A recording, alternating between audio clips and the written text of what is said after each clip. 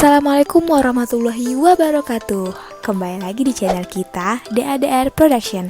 Kali ini kita akan membahas tentang Random Access Memory atau sering kita kenal dengan singkatan RAM. Mungkin beberapa dari kita sering beranggapan makin besar RAM, maka semakin cepat pula performa sebuah device. Namun, benarkah anggapan tersebut? Jawabannya tentu tidak. Mengapa tidak? Mari kita simak penjelasan berikut ini. Baik, untuk menggambarkan fungsi RAM yang sebenarnya, kita pakai perumpamaan. Anggap saja kita sebagai sebuah device, misalnya smartphone. Suatu hari kita pergi jalan-jalan dengan membawa tas ransel yang cukup besar dengan barang-barang yang kita perlukan di perjalanan. Tas ransel kita anggap sebagai memori internal smartphone. Dan barang-barang yang kita bawa adalah aplikasi yang terinstal pada smartphone tersebut. Selain tas ransel yang besar, kita juga membawa sebuah tas kecil yang fungsinya untuk membawa benda-benda yang akan sering kita gunakan di perjalanan, supaya kita lebih mudah mengambilnya tanpa harus membuka dulu tas besar.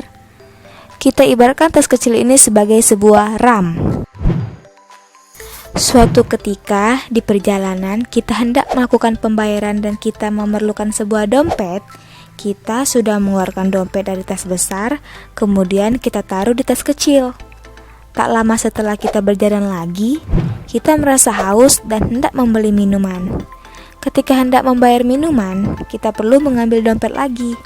Tentunya mengambil dompet akan lebih mudah karena kita meletakkannya di tas kecil dan lebih hemat waktu daripada harus mencarinya di tas besar. Semakin luas kapasitas tas kecil yang kita punya, maka semakin banyak barang yang bisa kita simpan sementara di dalamnya. Begitu juga dengan cara kerja RAM.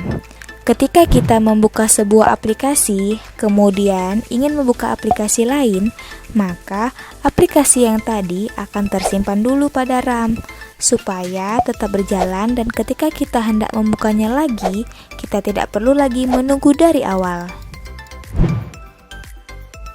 Jadi, kesimpulannya, performa sebuah device bukanlah ditentukan oleh seberapa besar RAM yang dimiliki.